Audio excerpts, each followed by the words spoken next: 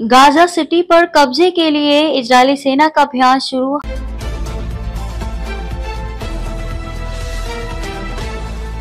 Hamas से हो रहा सीधा मुकाबला, शहर में घुसे टैंक। गाजा पट्टी के सबसे बड़े शहर गाजा सिटी पर कब्जे का इजराइल का अभियान शुरू हो गया है। मंगलवार बुधवार रात इजरायली सेना के टैंक गोलाबारी करते हुए गाजा सिटी की सीमा में दाखिल हो गए और उनकी मार से फलस्तीनियों के खाली पड़े घर ध्वस्त होने शुरू हो गए।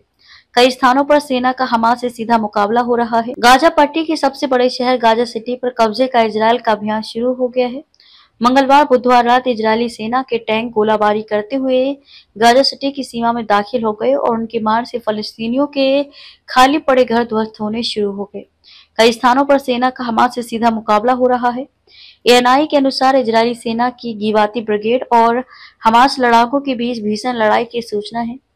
इजरायली सेना ने हमास लड़ाकों की टुकड़ी को भारी नुकसान पहुंचाते हुए फलस्तीनी संगठन के शस्त्रागार को नष्ट कर दिया है। कार्रवाई के दौरान इजरायली वायुसेना के हमले में हमास कमांडर महमूद अल असद मारा गया है। गाजा पट्टी में 22 महीने से जारी लड़ाई में घनी आबादी वाले गाजा सिटी पर इजरायली सेना अभी तक कब्जा नहीं कर पाई है। इजराइल सरकार ने इसी महीने की शुरुआत में हमास के प्रभाव वाले गाजा सिटी पर जमीनी कार्रवाई करने और उसे स्थायी रूप से अपने कब्जे में रखने की योजना की घोषणा की थी।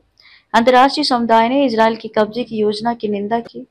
अंतर्राष्ट्रीय समुदाय ने इजराइल की कब्जे की योजना की निंदा की है और इसके दूरगामी दुष्परिणामों की चेतावनी दी है। घोषणा के बाद इजरायली सेना ने अब वहां पर कार्रवाई शुरू कर दी है। अल रहमान पर कार्रवाई कर रही है। इस सहित शहर के अन्य सीमावर्ती इलाकों में रहने वाले आमजन इजरायली कार्रवाई की भय से पहले ही घर छोड़कर अन्यत्र चले गए हैं, इसलिए वहां पर इजरायली सेना और हमास के बीच सीधी लड़ाई हो रही है। जमीनी लड़ाई के बीच इजरायली विमान भी बमबारी कर रहे हैं। गाजा सिटी के अतिरिक्त इजरायली सेना जबालिया शरणार्थी क्षेत्र पर भी कार्रवाई कर रही है। वहां के अंदरूनी हिस्सों पर भी हमास का नियंत्रण बरकरार है। खतरे के इस माहौल में ग्रीक ऑर्थोडॉक्स पैट्रियार्चेट और लैटिन पैट्रियार्चेट ऑफ यरूशलेम ने कहा है कि गिरजाघरों और उनकी सेवा में लगे लोगों को नहीं छोड़ा जाएगा। वे लड़ाई के बीच गाजा सिटी में ही रहेंगे। जबकि इजरायली सेना ने कहा है कि सुरक्षा के लिए गाजा सिटी छोड़ना जरूरी है।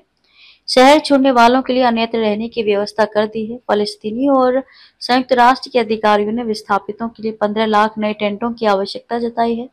इस बीच अमेरिका ने उम्मीद जताई है कि वर्ष के अंत तक गाजा का मसला हल हो जाएगा और वहां पर शांति स्थापित हो जाएगी।